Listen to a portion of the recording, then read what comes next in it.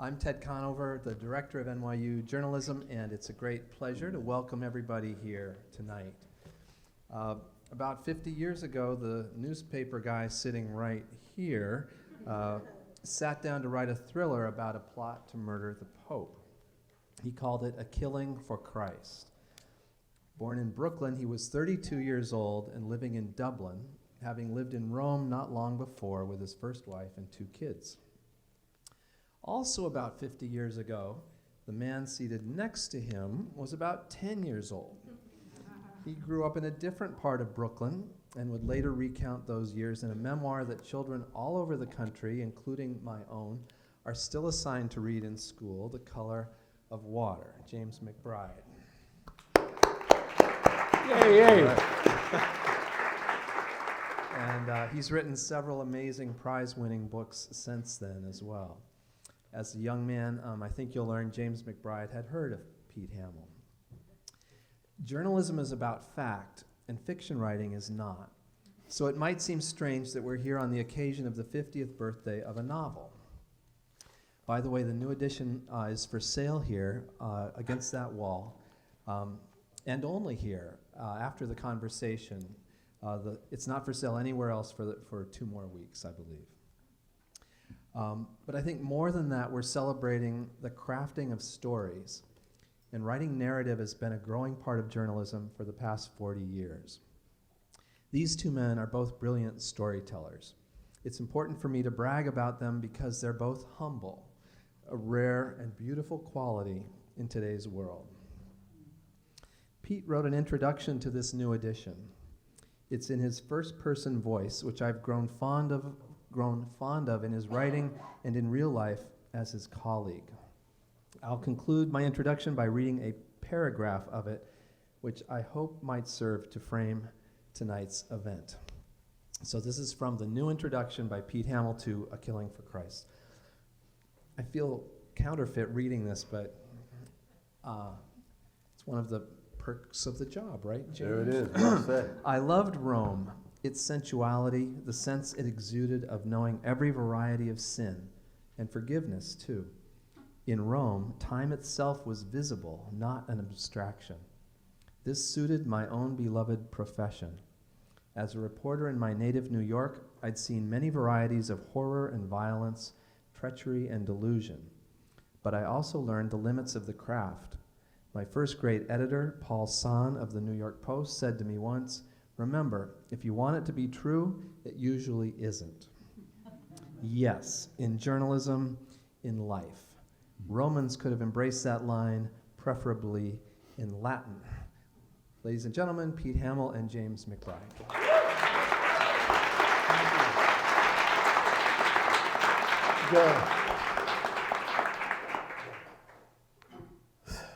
So Pete, here we are. You got the pillow. I didn't. I brought the pillow. Well,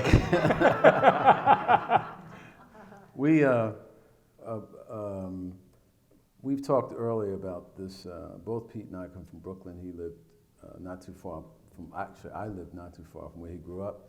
And I tell my students all the time, and I'm so glad to see so many of them here, that you can learn more from 15 minutes of Pete talking than you can learn from 15 weeks of me talking.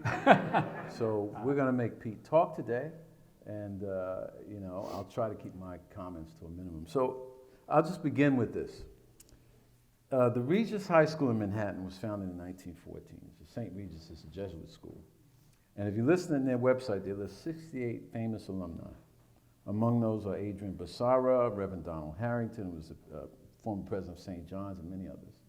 Far down on the list, they don't mention that the name of Pete Hamill is not an alumnus of St. Regis, even though he went. And the reason why he's not an alumnus of St. Regis is because of a story that he wrote when he was 14 called Seeds of Death. He got an English assignment to write, how I went to Albany and all this. And he didn't complete that. Instead, he wrote a story called Seeds of Death with 2 characters, one named Nocera and the other one was named Chuck Taylor. Nocera was the person who was murdered. Chuck Taylor was the guy who murdered Nocera and buried him in Pete's backyard. The principal of St. Regis was named Reverend Charles Taylor. And that ended Pete Hamill's formal education. So all these kids, these young people, and I see students going way back 10, 12 years that I've had, I'm so happy to see them. They really, what they want to know is how to get where you are. And so we were talking earlier today about narcissistic solitude, about living in a house. And so when you grew up, what did you have to do that you wish these kids, these young people today had to do? Be a part of the neighborhood to start with. Wherever you're growing up, whether it's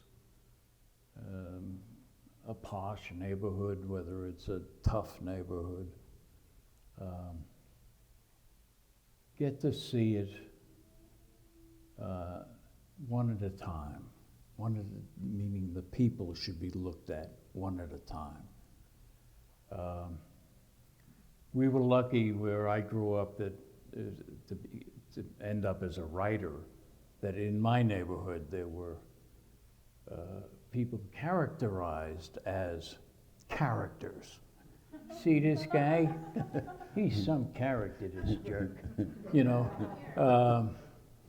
And we would laugh and try to figure out what he meant and what was said in the criticism. And it was true. There was always some identifying characteristic. He picked his nose with a fork, you know, something. But also, there was a way of looking at people, and this was lower middle class neighborhood, with lower working class neighborhood, and seeing them for the way they behaved with their families, learning from them the way the structure happened sometimes, and the way they behaved with others, because it's the way we behave with others that can sometimes define us. And we would see people with mean, nasty streaks to them and stay away from them. But we learned from the other people. Was there a psychology? Was there did you learn? How did you learn to listen? I think that's one of the gifts that you got in a time that was not over mediaized, if there is such a word. There was no television yet. The biggest mass medium was radio. And radio gave us all kinds of things, including talk, how people talk to each other. But it gave us music. It gave us attitudes towards the world and the way we live in it. Yeah, but never came from anywhere else. Yeah, but you learned to loose your imagination early. What those who haven't read your memoir don't realize is that you were a painter as a kid. You were an illustrator. Yeah. And so you went to the school, which is now the School of Visual Arts, and you went to Pratt, and you did most of this when you were working full time on your own as a 17 or 18-year-old. Did you see the world as an artist then, or as a painter, or were you simply just struggling to survive and curious about things that came before you? Because that's what these young people want to know. They want to know, if I'm working 7 hours at Reuters, or 9 hours, or if I'm carrying, coffee for Wolf Blitzer, what do I do, The one thing I learned fairly early in the dividing of work and a vocation, to put it in a fancy way, was the value of a nap. Because I worked in the Brooklyn Navy Yard for a year when I was 16 and 17 as an apprentice sheet metal worker. Thank God for the world that I failed. People might be picking metal out of their heads as they walked down.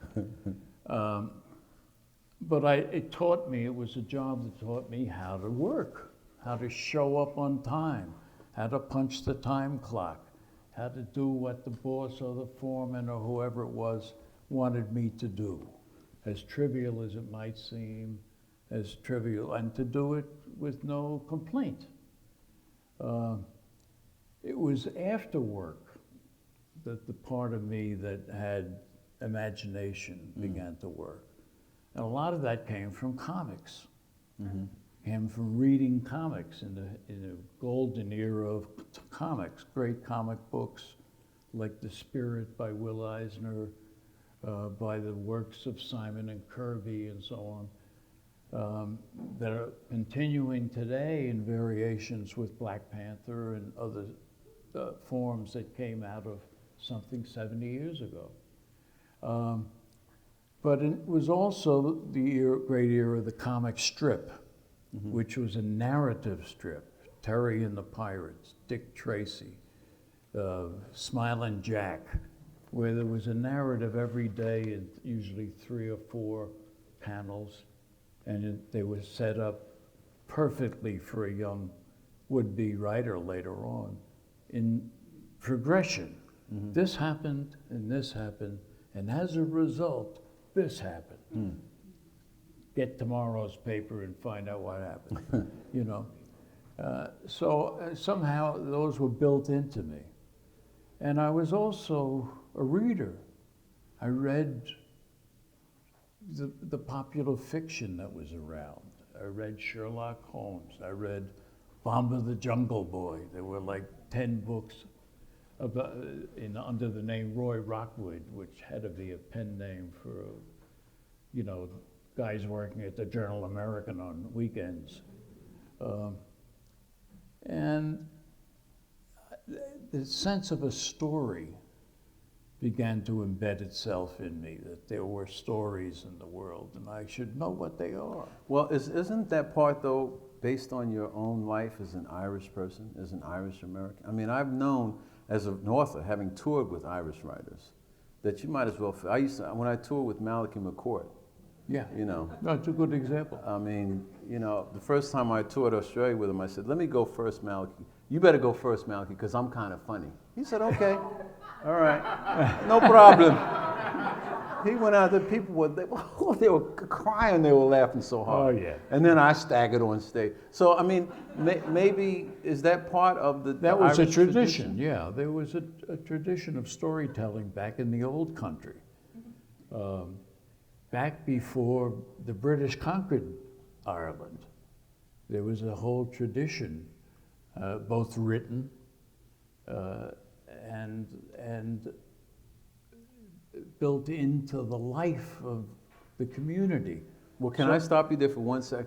I want my students to come back to the story element. We were talking about story construction, but I want to go to the Irish thing, but I don't want to get lost. So somebody remember that when the Q&A comes up. The whole business of Irish Americans in American literature, and I've been thinking about this all week. You know, you are not that greatly decorated given your talent.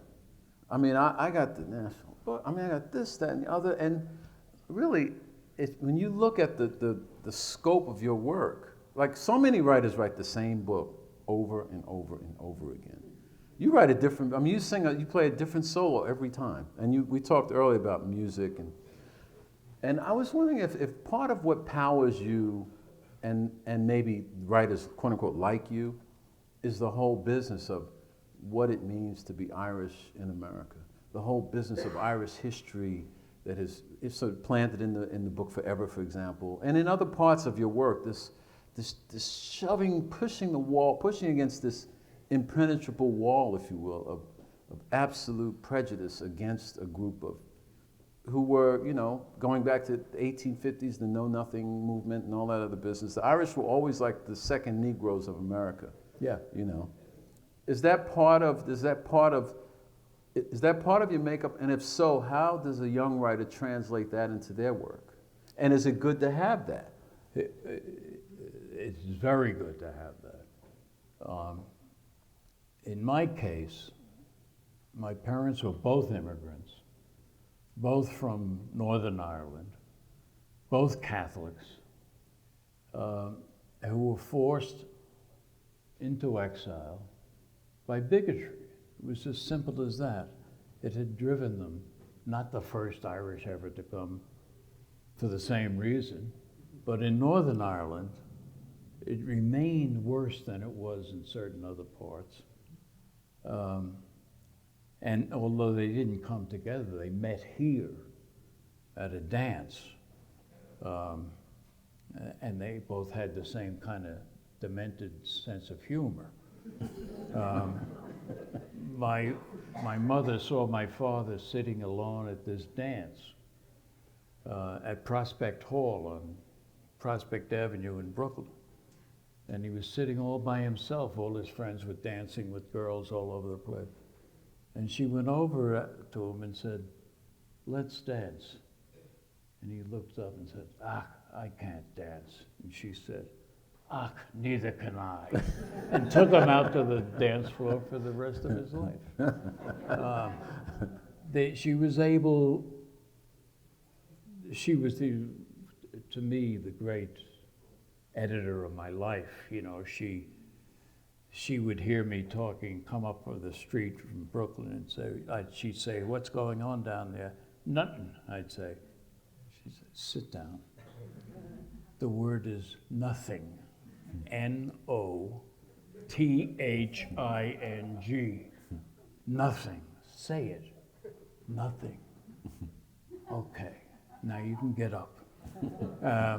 And later, when I had my first newspaper job, delivering the Brooklyn Eagle on 5th and 6th Street near the park,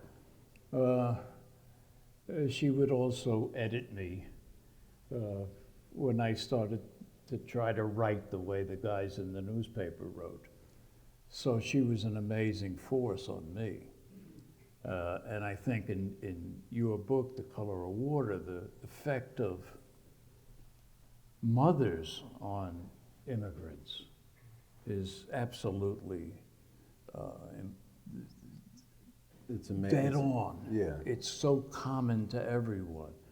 If you're writing about Jewish immigrants, or Protestant immigrants, or Irish, or whatever, there's always a strong woman running the household. That's it. The men didn't run the households. The men didn't say, "Did you get your homework done?" Right. Very few of them. Some of them did.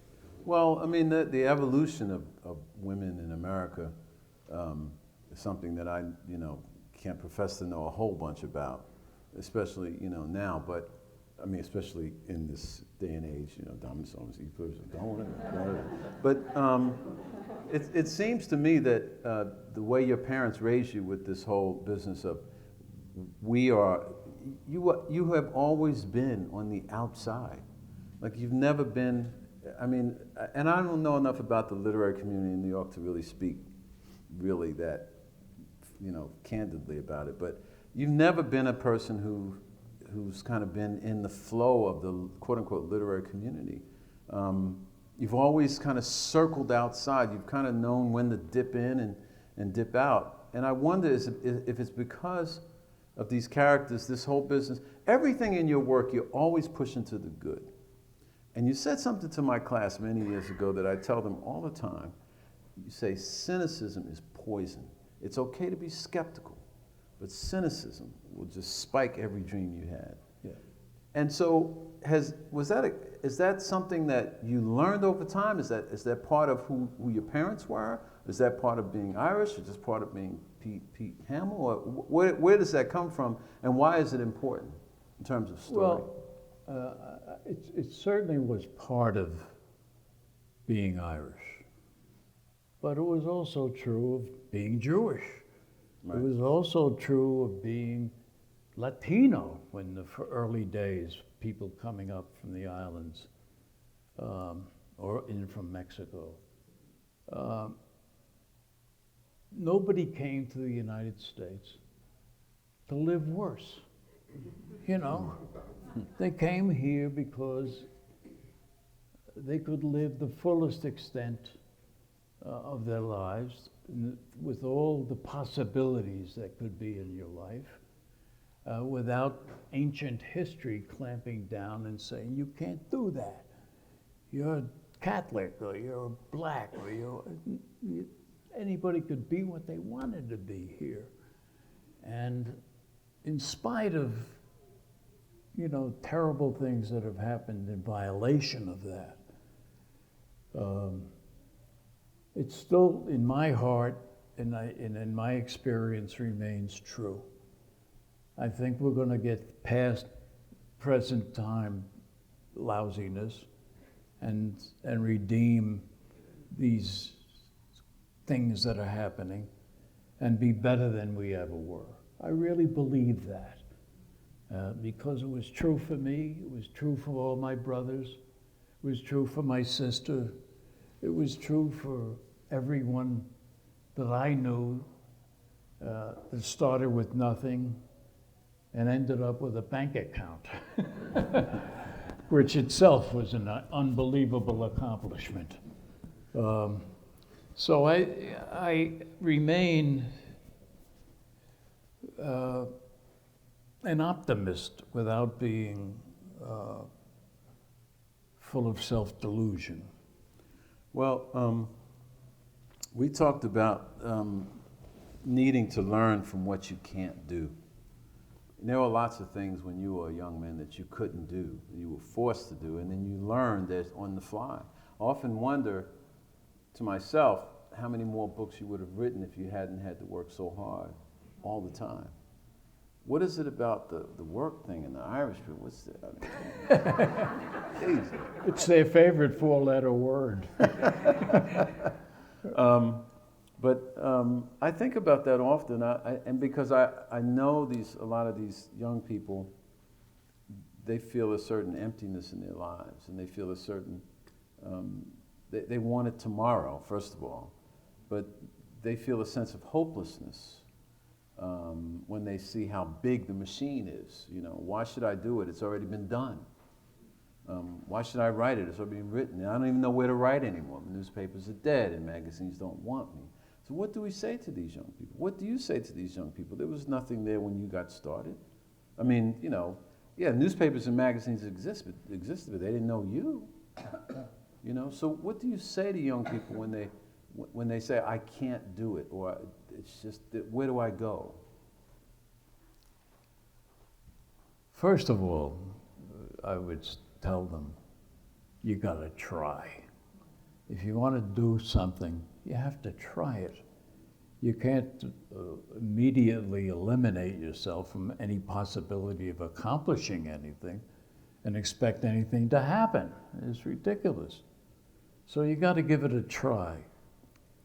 That doesn't mean that you leave common sense out. You don't, if you're 4'2", you're not going to make it in the NBA. Don't even try in that case. But if it's a question of learning a craft first, because without craft there's no art. You need craft first. How is the thing made? How do you make it work better? How do you say, I can do something like that, but I would really do it this way because I see it differently. To be able to do that and make yourself push and really say, no, that's not good enough, and do it again, and do it again if necessary. Don't be afraid of looking at something and say, I didn't do it in one marvelous moment. There are few marvelous moments in art or in craft. You gotta learn it. You gotta, and that means in our complicated art/craft, it means looking at the people who've done it so well in the past. The past isn't just 2 months ago. You can learn something from Mark Twain, and you can learn something from H.L. Mencken, and you can learn something from a whole lot of guys who arrived before you were here, and who learned from the people who were here before them. And I think knowing what the existing work was, making yourself into a kind of self-taught scholar in some work is something able to be accomplished, but something that you'll get every day or every week. You will learn something new. When I dropped out of high school, I know it was probably the dumbest thing I'd ever done, but I was going to try to do it some way that would refute that and try to learn something new every day. I got the habit, which I still have, at 82, that I got to read who did what to whom in the paper before I can get on with the rest of my life. And because something new might happen there, even when I see a story that's as old as the hills, see that there's some new variation on it.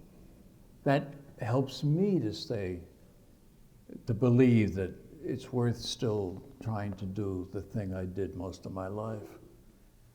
It takes me longer. What I used to do in 2 days or 2 hours, I would do in 2.5 days now. Well, I feel that way when I go take a whiz. It doesn't happen anymore. Exactly.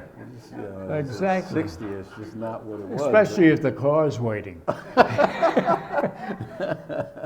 Well, for those of us who go right, make the mighty leap from fiction, from nonfiction to fiction, I'm sure there are many in this room who have done it or who would like to do it or who try to do it. It's very hard for journalists to do it. And one of the reasons I think it's very hard for journalists to do it is because of the whole business of cynicism, which we just talked about. But you've done it successfully for a long time. And in this first book, A Killing for Christ, you did it very successfully. And there are long bursts of really wonderful literary, I won't say backstory, but literary inner thought of characters without getting hung up in like 4 pages describing a leaf. And that's really tricky business. And I wonder if there's maybe some tips or some reminders that some things that we meaning me too, all of us could use in terms of making the jump from nonfiction to fiction. Well, it obviously is a question I approach differently for each. Yeah, but in the first novel, which I had never tried to do before, I had written short stories and learned a lot from great short story writers. I had very much learned a lot from Chekhov and from Turgenev and others, and then translating it into the world I knew, or even through certain writers. Erwin Shaw is a great short story writer, another Brooklyn guy, and wrote. I once interviewed him when he was, had a long career. I said, how could you in your 20s be writing stories like The Girls in the Summer Dresses or Sailor Off the Bremen? How were you able to know so much? And he said, I knew at the beginning that if it happened to me, I had to make it about somebody else to give it distance. If it happened to somebody else, I had to write it about me to give it intimacy. And that really explains what you can do with fiction that you can't do with journalism. You can't do the one other thing that you mentioned in The Killing for Christ. The inner lives of people. Journalists can't write that. They can't. They can suggest it. They can talk to people about people and try to get someone else's attitude about why so-and-so behaves this way or that way. But they can't get into the inner lives. That takes writing fiction. To get into you can get close. And I love certain journalists. Nobody has written better about Sinatra than Gay Talese, for example, without interviewing him. You know, just writing around him and creating them in rich detail. But if you want to get into what you've learned about other people in the course of a life, fiction is the place that allows you to get into inner lives, because so much of what happens to us is bottled up inside. Well, that's true, and that's one of the difficulties of journalism, of straight journalism, straight journalism, if you will, or nonfiction, where you can't push in. You're stuck sort of writing about the trombone player instead of writing through the trombone player. Yeah. So if fiction allows you to, okay, assuming that all works, how do we do it now when journalists go out with a camera and a pen and paper and are supposed to bring home bring home the bacon? It feels like they're bringing home less bacon now with pictures that I don't even look at the pictures when I Canadian bacon. No, really, I mean, I don't understand how, I'm not complaining, because by the way, it's always easy to criticize someone else. It's very hard to create. It's easy to be a critic. It's hard to create. And we're talking about creation now in terms of journalism and fiction. How do you move characters from one room to the next? If your inner story is already, you got it cooking now, and you think you know where the end point is in fiction, but you're not sure. In nonfiction, you do. Mostly. Yeah. The house burns or it doesn't. The fireman dies or he doesn't. They go to jail or they don't. They go to jail or they don't. Donald Trump falls down a flight of stairs, or maybe he doesn't. People cheer. But, in fiction, Donald Trump falls down a flight of stairs, hits his head at the bottom, and then he never gets up. But in fiction, staying with fiction, how do you work that out? I've read some of your short stories, by the way. They're just magnificent. And in 1,000 words, you do it. You travel. Short stories are hard to write. Harder than novels in certain ways. They are. Yeah. So, how does short story, for example, translate? How do you push short story into long form fiction? How would you do it? Or how do you think of it? Well, again, I go back to my comic book phase. I used to use index cards and lay things out on a bulletin board, chapter by chapter, just to get some sense of what's going on. And that was very useful, because you could say, okay, I got 3 static scenes in a row. I can't do that. One of them has to have some action, and he has to walk down the block and knock on a door or something. Mm-hmm. But then I started using these storyboard pads that you can get in art supply stores. And they were even better, because there were boxes, and I could write dialogue in the bottom and begin to see the shape and rhythm of what I was writing. But I did not want to have everything spelled out. Otherwise, why sit and write the book if it's all in the outline? So you leave a lot of space different places. And looking at great writers, looking at Hemingway or somebody, you see what he was doing too to make the transition, using the lessons of journalism, but using it for fiction. And he began to, so effectively with short stories, more effectively than a lot of the novels, to create something with the minimum use, with talking about the dignity of the iceberg, depending on the fact that 7/8 of the weight is below the surface. You don't have to spell everything out. It doesn't have to be a 900-page novel that leaves you punch drunk after chapter 91. Well, you said something when you visited my class about sentence structure, and I wish I could remember. I wrote it down. I don't think there's anyone here. Maybe Ryan was there, but no, I guess not. You said something about sentence structure. You said something like, when you're creating sentences, and I can't remember, but I'll just sort of paraphrase it, you know, he threw the hat out the window, so he jumped. It doesn't, you don't say that. You say, he jumped because he threw the hat out the window. It's something like, you know, this way that you write with an enormous amount of muscle. There's no fat. So can you just, I'm sorry to put you on the spot. Well, particularly with sentences,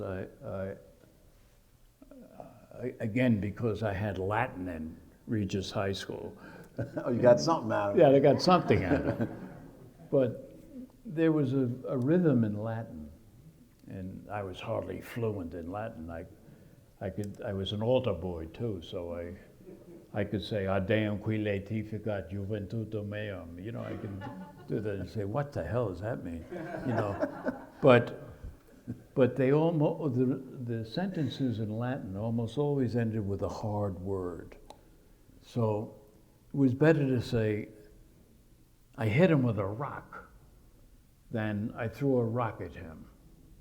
Because at him is a boring sort of phlegmy sound. So, but if you could get a hard word to provide natural punctuation, I hit him with a rock, you don't even need the period, you know? So I was very conscious of that.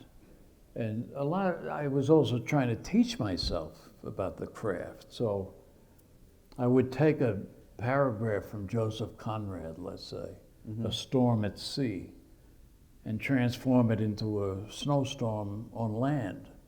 Every noun changed, every verb changed. The structure of the paragraph remained, and I knew how that structure happened.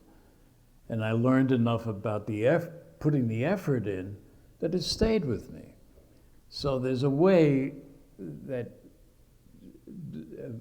becoming a writer or trying to be a better version of yourself every time out is an accumulation of what you're reading, what you're hearing, what you know from other writers who you admire, what you know from the past, and what might be knowable in the future. And that gives you so many options. Well, there's in jazz, we talked about music earlier, and we were talking about Buddy Rich and Gene Krupa and the jazz drummers. When they teach drums in school, they teach you to go and that's a drum roll, you know, you've learned, and they teach you these patterns. And what makes a great drummer is not his ability to deliver these patterns, but his ability to forget these patterns and power through and make his personality part of the music. That's why Gene Krupa was such a great drummer, and Buddy Rich was such a great drummer, and that's what Pete is saying to you. He's saying that stories have structure, and you see what other writers do structurally. You learn it, and then you forget it, and you say, okay, I know it, and now I'm going to try to shape it in a way, having this knowledge to shape it, and he can go back to comic books and narrative strips in comic books. But what he's saying to you is, learn how to play the melody first, and then forget the melody, and solo. But you've got to learn the melody first. I started to tell you earlier, but I used to read, because I was very interested in jazz music. I used to read Downbeat magazine, and Downbeat had an interview one time with Gene Krupa. A drummer, he's a jazz drummer. And the interviewer asked a very good question. You keep the rhythm for the band. How do you keep the rhythm yourself? And he said, I have a little couplet of that I repeat all the time. Lyonnaise potatoes and some pork chops. Lyonnaise potatoes and some pork chops. Lyonnaise potatoes and some pork chop. So the first year I got my tryout at the New York Post, working nights where all embarrassment could be hidden. I would be writing a story and with my weird 2 or 3 finger typing machine, and I'd go, some pork chop. Some pork chop. So you learn from the other things that are coming into your mind, anything from Latin as an altar boy to a Gene Krupa interview in Downbeat can contribute to the evolution of a style. Well, let me see how are we on time? Are we over time? What's happening? We're good. Do we have time for questions? We do. All right, any questions from the audience? We have a microphone as well. Okay. Hello? Oh. I don't have a question, it's more of a comment, and I think I spoke to you about this earlier, but I wanted to repeat it publicly. And that is that, 2 things. One is that, I need my glasses. to James's point, I think that you have, the thing that I've always taken from your work is the indelible rhythm of your sentences, and thinking that, I could kind of pick out one of your lines. If you gave me a line from 10 different writers, I could probably pick out the one that was yours, just because of the rhythmic structure of it. And that's been something that was informative to me as a young writer. And the other is an anecdote that I reminded you of earlier, which is that I met you in 1999 in a bookstore, and I ran into you. We got into a conversation. I asked, "Are you Pete Hamill?" And you said yes, and we got into a conversation about your book, Piecework, which I told you I'd read probably 4 or 5 times.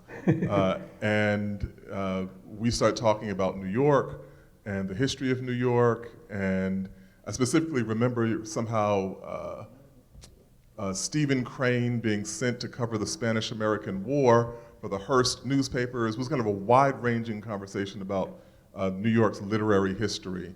And it was very inspirational to me as a young writer. And that story, that interaction wound up having a different kind of resonance because it took place in the Borders bookstore on the ground floor of the World Trade Center. And when the towers went down, I think people thought about a whole lot of things. But for me, that conversation was the first thing that came to mind. That's amazing. Because we were having a conversation about the history of New York in this place that wound up being central to a whole other era in the history of New York. And I just think that, of course, I would wind up talking to Pete Hamill in this place about this thing. In retrospect, because of you having such a connection to New York City and being one of the most prominent voices, I think, articulating so much of what's happened in the city. And I just am really appreciative of your example as a writer. Thank you. Thank you. I would add to that, what's your name again? I'm sorry. Will. I'm Jelani Cobb. Jelani is, you know that name, don't you? Well, it says a lot that a black guy other than me likes Pete Hamill. That's 2 of us in the world. But it does bring to mind the whole business, the whole business of race, which is one of the reasons why this country is in such a bad fix right now. And I've always admired in your work, I think mostly from your mother on down, this whole business of how you handle the complexities and the complicated business of race. It could not have been easy. And I wonder if you might have a few words of wisdom about that for some of our students here, because the students here at NYU come from all over. And it's a new world now. Asian just doesn't mean you can do what's Asian? What the hell does that mean anyway? I mean, what does that word mean? We have students from all over the world now, and we have, and they are a new voice. And so, what do we tell these young people? What do we tell them to do? See clearly. don't just glance at the world. Don't just look, nod, go somewhere else. See it. See what people seem to be doing. Learn to read body language along with the language written on paper.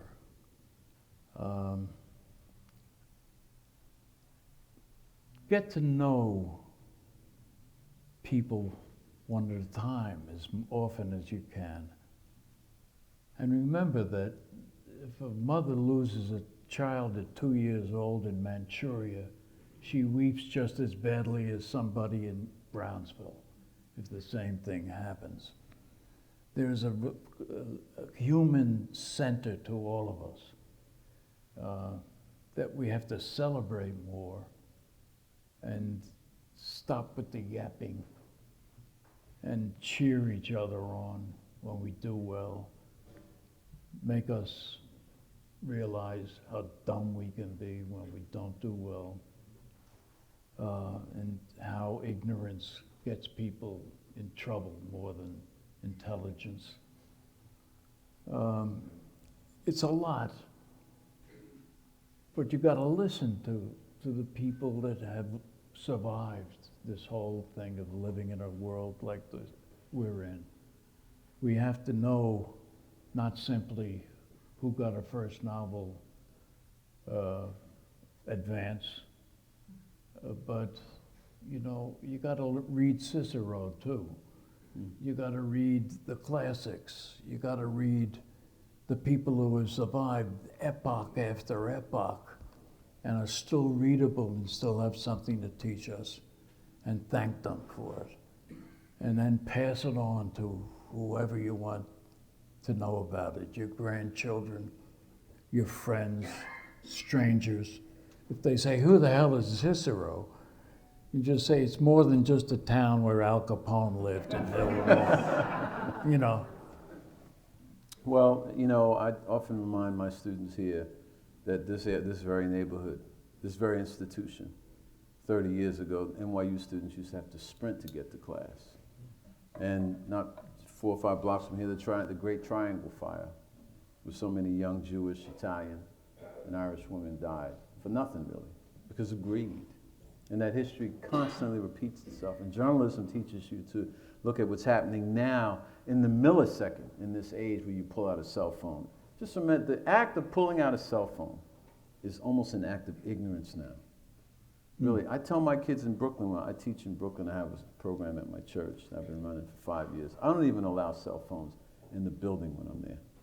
I tell my kids, these are kids age 7 to 13, 14. I say the act of pulling out a cell phone is a sign of ignorance. You can learn more from the Daily News and the New York Post and the New York Times. If you just read those 3 newspapers for 6 months and read nothing else, your grades will improve. Yeah. This whole business of tweeting and tweeting and squeaking and Facebook, I don't have none of that. I was just talking to Tom Robbins. I said, I'll send you a text. He said, what text? What are you talking about? You guy's been writing for 40 years. Is he here? There he is. He said, I don't send me no text. What are you talking about? I'll kick you in the teeth. I mean, this is one of the great reporters from the Daily News. He didn't have, information is not money. Knowledge is money.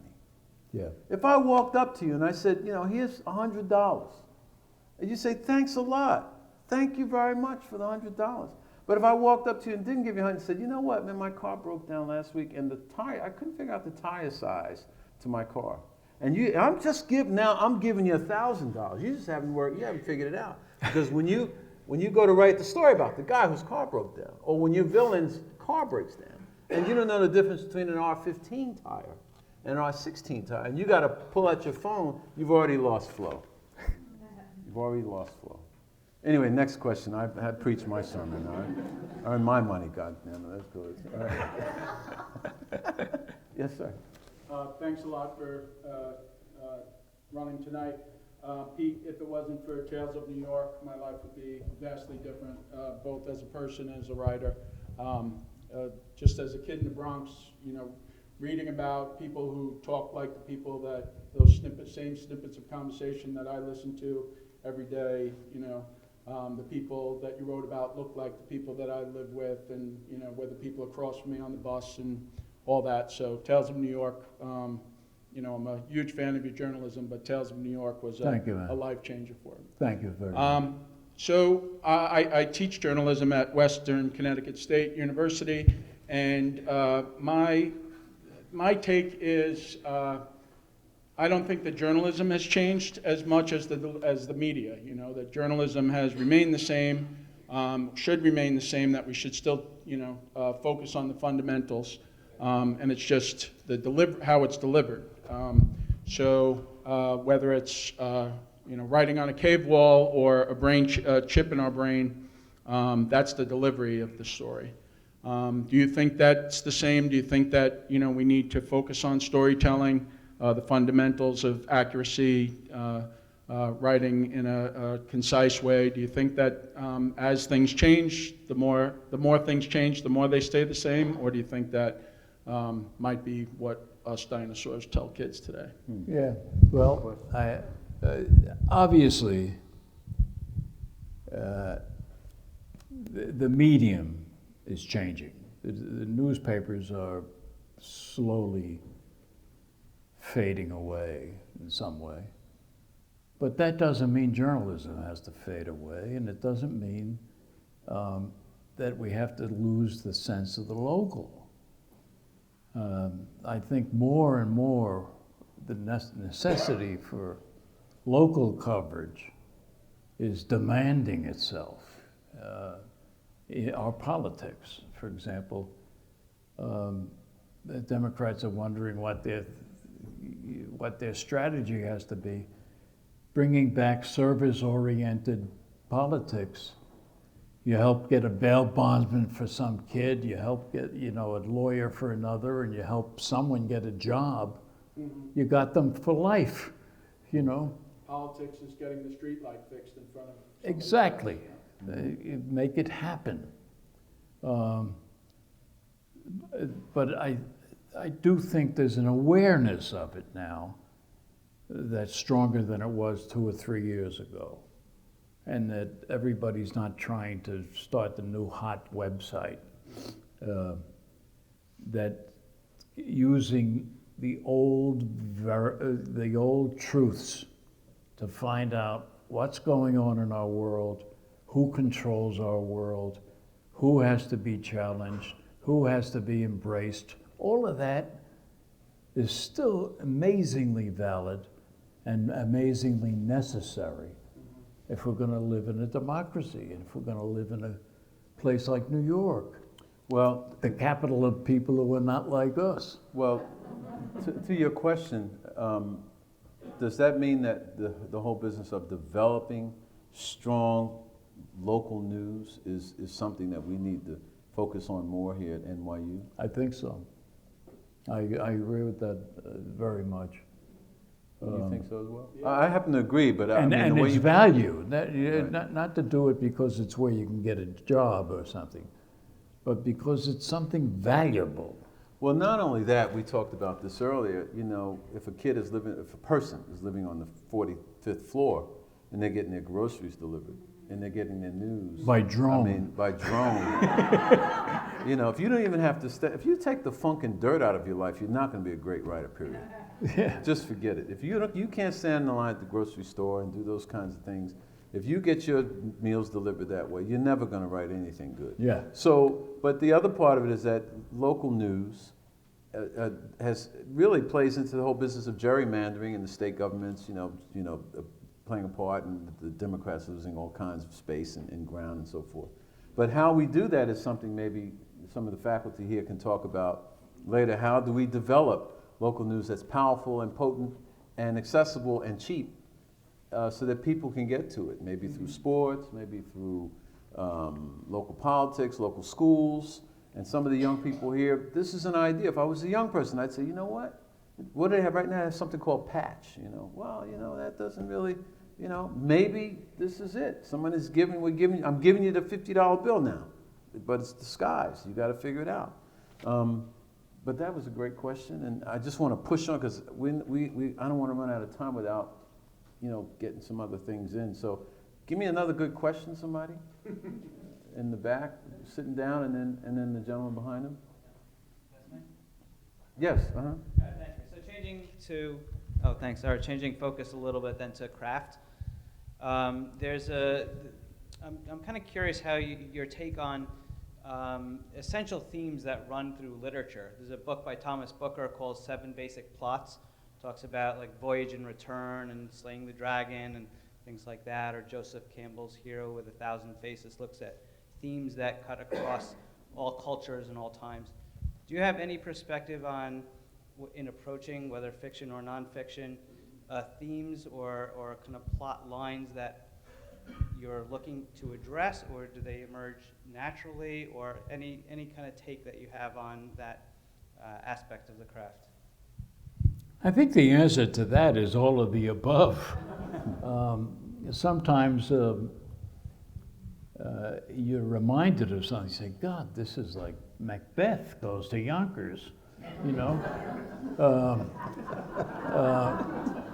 And other times,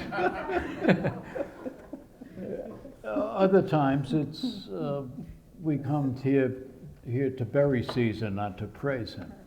You know, there's different ways that the past and what you've read and absorbed continues to emerge and rise up in you in different ways, usually in fresh ways, a new version of an old song. And that can be the kind of thing that leads to something spectacularly new. I always think of wonder what would have happened if George Gershwin had lived to be 70 and not died at 38. And if he had had a chance to play with Charlie Parker, what would they have done? You know? Well, I'll add to that when you're stuck, to the young man, oftentimes it's a lack of reporting. Yeah. That jams you up, because your characters won't move around. Yeah. They won't move around. They don't live in your imagination because you don't know enough about them. So and oftentimes plot will push out of character if you're that deep in. Depends on how deep. It depends on the situation. But I'm familiar with the books you talk about, and I tell young writers all the time: if you're stuck, report and report more. Young writers just don't report enough. You know, what did Richard Blood used to say? Check the room, eat the food. Count the room, eat the food. Count the room, eat the food, and report deep. You know, let your local librarian know that you really are a good friend. Your librarian, in terms of fiction, is your best friend. And the other point that Pete made about music, because I talked to Sonny Rollins, who's still alive, about, I don't know, once every couple of weeks. It just was a fluke that I got to meet him, but I got to meet him. And these guys, they remind me of each other. And I'll tell you why they remind me of each other, because when John Coltrane, who was one of the great American saxophonists, developed something called the patterns of sound, where he would play these and he created this sound that you hear in the song Giant Steps, which is studied in colleges all across the country. And Giant Steps really screwed people up, because Giant Steps was a key to how Parker did and all this, because it took musical structure and broke it down into chords that are played arpeggiated on the horn, arpeggios, dum, dum, dum, dum, okay? Well, Sonny Rollins never did that. Sonny Rollins learned to play these chordal patterns on his horn, and he learned to play like Charlie Parker. He learned to play like all of them, and he does it all, but he's the only pure improviser in jazz. And look at his body of work. His body of work is wide. Everything from, he's wider than Miles Davis, wider than John Coltrane, because Sonny was a pure improviser. He learned the structure, and then he forgot about it. And so Pete, what he did was he learned the structure as he learned it, as it was, and then he said, well, I want to do it this way with this person. And then he followed the character in fiction and let the character color the structure and embellish or fill in the structure, and even create plot from character. For example, in The Killing of Christ, there's some surprising twists and turns in the book, in addition to some 1960s scenes that are like, why wasn't I there? I mean, but you can see the point, as a novelist, I can see the point where the writer says, I'm just going to let this go. I like what this person's, I'm not going to solo yet, let him. And he just follows the character, and then you can see the window closing, and you can see the writer back out and move on. Yeah. So, anyway. But everybody needs an editor. And one of the great examples, to me, also came from music. Coltrane was playing with Miles Davis. And Coltrane was into one of those stages where he did these solos that went on and on and on, and Miles would look at his watch. Miles would walk over on the side, have a cigarette, come back. Finally, he gets to Coltrane after one of the shows, and he said, John, you gotta do something about them solos. Yeah, I know, Miles, but I get into the music and it just has me, and I can't get out of it, he said. Take your mouth away from the fucking horn. It's my favorite editor story.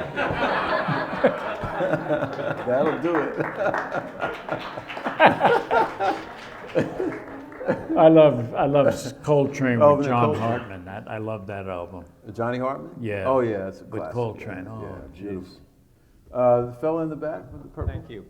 Following up on structure, how do you think that working for a newspaper all these decades ended up affecting your novel writing, if at Yeah. all?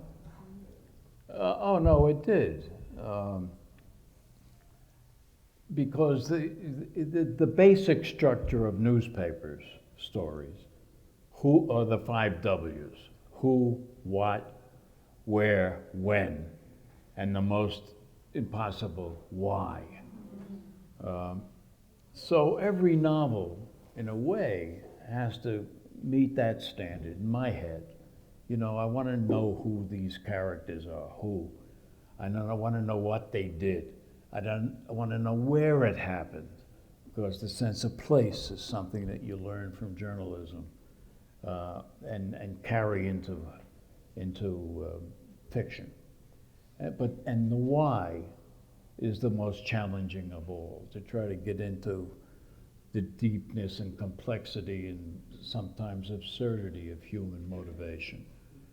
But it's worth the effort if you can find out to get the whole 5 W's, whether it's fiction or nonfiction. Well, we have time for like a couple more questions. Very quickly. All right. Where is it?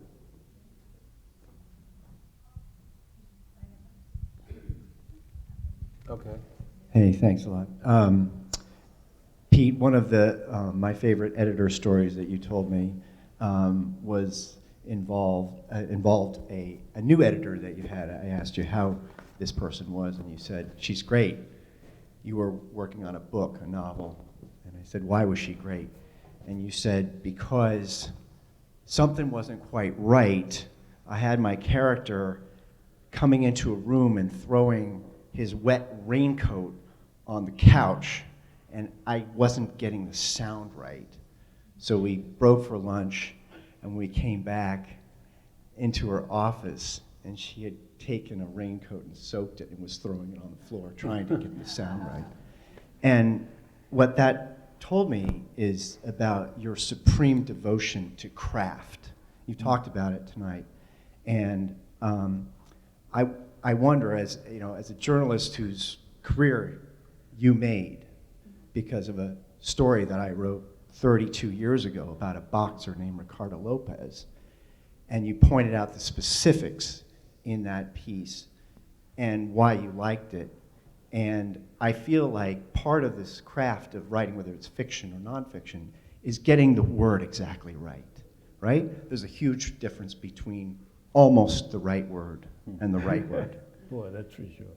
So thinking about my favorite book of yours, which is A Drinking Life, and how that book is infused with this rich tapestry of very specific details from a time and place in Brooklyn that whether you grew up there or not, you can't help but love and appreciate.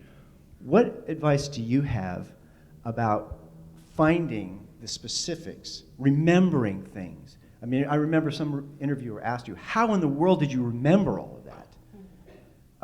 So that kind of is my question. Like, how, as a young writer, and there are plenty of young writers here, how do you encourage them or point them in a direction of triggers that will force them to remember things and get very specific and clear details that they can describe? Is it photographs? Is it music? Is it talking to people? I mean, what are the triggers that get you to remember these great details? Senses, the senses, the smell, the vision, the look of the place, the sky, whether it's night or day or what time of the day. To get the senses absolutely clear brings the paragraph or the section that you're writing to full life, because everybody is aware of the senses in their own lives, the ones who are not writers, but who are attracted to the kind of rich writing that we're capable of when we're doing our best. So I think it really is about, taking the senses and using them as a kind of a key to what's missing. Well, that's really hard. I mean, Yeah. So do you go back physically to the place to walk the earth there, or do you just pull yourself in? Yeah. If it's for example, in Killing for Christ, he flashes completely back and forth to Saigon. Right. Because he was a chaplain in Vietnam. And of course that I had only been there for 5 weeks, but I was working this way, soaking up as much of the rhythms and sounds and textures of life in Saigon, trying to imagine myself into the life of a citizen there, to say, what does he see when he wakes up in the morning or hear? Well, the interesting thing about The Killing for Christ, because I read it, and it was your first novel, and I read a lot of your short stories as well, is you push into like, I don't know if you call it backstory, but inner story here, with extraordinary. Can I read a little bit for you? Okay, this is after the protagonist in the book is a priest who discovers. I'm not going to tell you what he discovers, because then you won't go buy the book right over there. Get your money out. But he's talking about when he got his priest training. I don't know what it's called really. What's priest training called? Seminary. Okay. Yeah. No one knew that 2 years of philosophy were really 2 years of discipline and extracted obedience. There was nothing of Ayer or Wittgenstein, no mention of Sartre or Kierkegaard. You learned to keep quiet, to submit, to have some vague quality called faith, and they gave you 4 years of theology after that to make it set, like the plaster in cheap statues of Christ. It did for a while. I mean, this pushing back into this guy's agony about his faith and his sense of disillusionment, his lost illusions with faith, it played out over the course of maybe a page and a half, and then the writer moves on.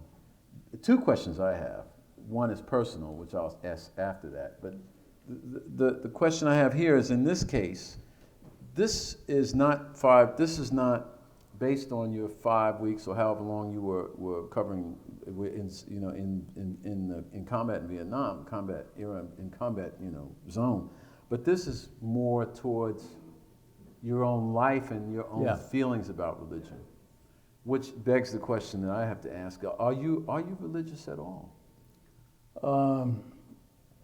I'm not exactly,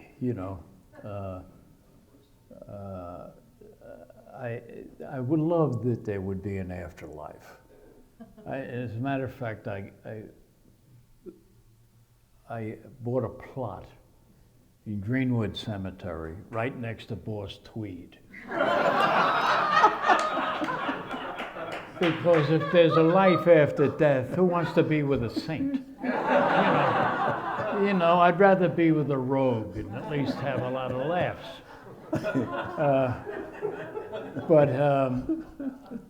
But there's the other part of me that really started afflicting me when I was 11, when I first saw the photographs in Life magazine in one of the stores of survivors of the Holocaust. And as I got to know about the Holocaust, I said, how the hell, where is this God, this all forgiving, all knowing, all powerful God? Where was he when 6 million people, men, women, and children, were being slaughtered? I couldn't absorb both, even though I was an altar boy, and then went to a Catholic high school. And it was a struggle I had that was resolved with a kind of yes, but not yes. Well, I mean, look, I'm not gonna bust your chops over it. It's not. No, I'm not thinking that way at all. I don't mean that. I mean that it's a confusing. Yes, of course. I agree. I work in the church, and I mean, I can tell you that ministers are just they're horrible people. I mean, so I understand. It's just hard to live not thinking that's.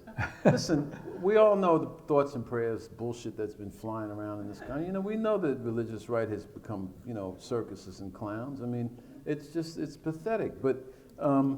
I think I have my own issues with it, so I won't get into that. But we're running out of time, but I do want to leave with on this note. Does anyone have any question that they really have to ask? They really want to? Okay. Oh, there is one? Okay. Here, is that right here? Bernard? Okay. I'm wondering, I'm in Professor McBride's class right now. I guess the greatest takeaway in his class is that writing is a lifestyle and that a writer is never off duty.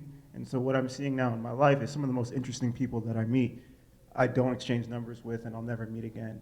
And so fiction is about like pushing into the character. So how do you push into characters that you only meet for 15 minutes?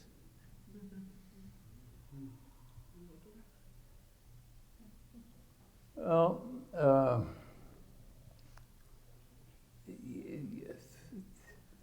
I do a number of things because I knew how to draw and had been to art school. I would sometimes draw a character, draw different versions of the character and hang it around somewhere, lean it someplace and live with it for a few days.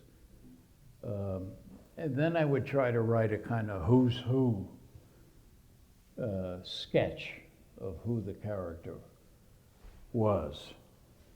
And if it sounds too familiar, then that's somebody else's novel that I'm imitating somehow. But I also learned from art school that there were 4 stages of learning everything: imitate, emulate, equal, and surpass. So if I looked at what I was trying to do with the character, and what made the character go through those stages, all in my head, all with scribbles, with notes, with possibilities, somehow something would come to life. And I said I could do it that way and move on to the next step, was how the weather was, the other stuff. Good. All right, just so I want to share these names with the people here. Phil Garland, Norman Isaacs, Andy Cooper, Wayne Barrett, Murray Kempton, Jimmy Breslin, Richard Ben Kramer, Michael McCallery, Bill Boyle, Dennis Hamill, your little brother. He's here, I think. Is he really? Yeah. Oh, man. Let me tell you something. When Bill Boyle of the Daily News died, Bill Boyle was a good friend of mine, and I was at his funeral. And I have a Bill Boyle Day every semester. All my students know this. Bill Boyle he was the manager. Huh? Everyone except you, we don't invite you. You guys drink too much, but the regular people. No, no. It's a day where Well, I talk about story structure, and I talk about how I met Bill Boyle, and how he came to New York, and how we were friends, and then he died. And then I give them Jack Morrissey's edited version, Jack Morrissey's obituary written in the Philadelphia Daily News. And then I give them the eulogy that you wrote in longhand. Dennis Hamill wrote a eulogy in longhand on yellow pieces of paper, and he read it at Bill Boyle's funeral. Wow. And it was just, I give it to my class every year. I give them the obituary. I say, this is an obituary. This is how you write the story of someone's life. And I never even met you before, but I got it somehow. I got it from somebody. I met you outside the church. Oh, well, there it is. I played at Boyle's funeral. And I'll tell you another story about that. When I was at Boyle's funeral, the priest there caught me cursing in the bathroom because I was so upset. I was in the bathroom with the piano player, and I was saying, I said, Dick Cheney smokes cigarettes for 5 packs a day, son of this fucking guy. And Boyle, man, he's only 56. This is and the piano player was looking at me funny, and then the toilet flushed, and the priest stepped out.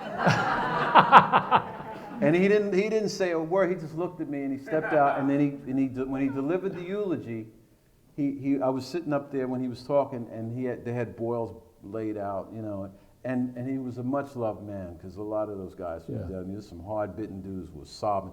And the guy said, I want to tell you something. I'm hearing stuff here about, Boyle, he's so young, blah, blah, blah. He said, look, if you love someone, he looked dead at me, he said, if you love somebody, they never die. Yeah. And I tell that to my kids, if you love someone, they never die. Yeah, yeah. Bill Boyle was an editor at the Daily News, and what was so great about him is that he loved literature. He loved music. He loved movies. He was a real Renaissance guy.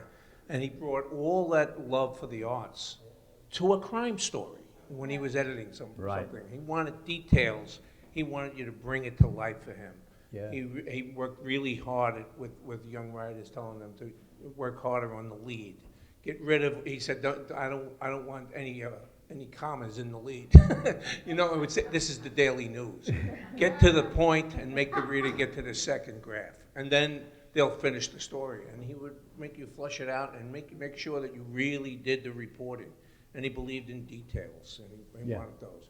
And he wasn't a guy that talked out of the corner of his mouth. He hardly spoke at all. He was like the most laconic guy you ever met. But when he had something to say, it was really important. He was a great editor. I'm glad that you guys met. I'm glad we got around to talking about it. My other brother Brian is here. Oh, yeah? Where? Yeah, he's up here. Well, why don't you bring him up so we can see him? And he taught. Where's he at? Oh, there he is. Oh, over here. Yeah, I can't see with the lights. Well, this is from me and to your family, from the staff here at NYU, your colleagues, from your students, from the Bill Boyles of the world, from the guys and men and women who work with you. I tried to think of a way we could, and I was going to play you a song, but I don't feel like carrying my sax all the way up to Jersey. So this is from me and everybody here.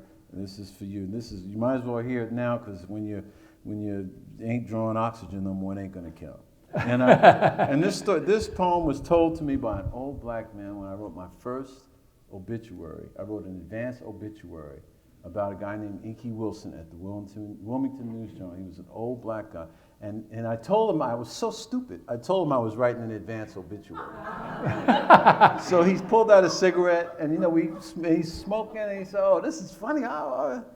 And then one day we had to use that obituary. But this is what he said before I left. He lit a cigarette, he had his little, whatever he was drinking there, and he recited this poem, which I'm sure many of the Irish people here know. It's written by a woman named Will Allen Droom Gould. An old man going a lone highway came the evening cold and gray to a chasm vast, deep and wide, through which was flowing a sullen tide. The old man crossed in the twilight dim. The sullen stream had no fear for him. But he turned when safe on the other side and built a bridge to span the tide. Old man, said a fellow pilgrim near, you are wasting your strength with building here. Your journey will end with the ending day, and you never again will pass this way. You've crossed the chasm deep and wide. Why build this bridge at evening tide? The builder lifted his old gray head. Good friend, in the path I have come, he said. There followed after me today a youth whose feet must pass this way. This chasm that has been as naught to me, to that fair-haired youth may a pitfall be. He too must cross in the twilight dim. Good friend, I am building this bridge for him. Pete Hamill, you've done a lot for this city, and you've done a lot for these young people. Thank you. Thank you very much. Thank you very much. Thank you. I can't stand it. Thank you all. Thank you. Hasta la batalla final. Thank you so much. I'll tell you one last newspaper story. I was working nights, and there was an cranky old guy named Dexter Teed who wrote the obits and wrote a kind of Press Digest column. Always wore a bow tie, always cranky. And we had a cranky editor, right at the copy desk. And one morning, like 3 o'clock, 4 o'clock in the morning, I'm working on something, I'm mayonnaise potatoes. And Dexter Teed stands up and falls flat on his face. Everybody goes, Christ. And the editor at the copy desk said, get me the clips on Dexter Teed. It might have been the last thing Dexter heard.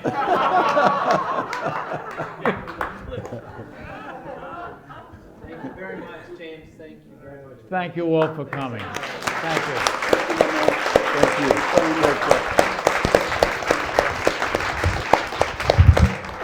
Thank you, man. Thank you. Pleasure to meet you. Thank you. Thank you for your work.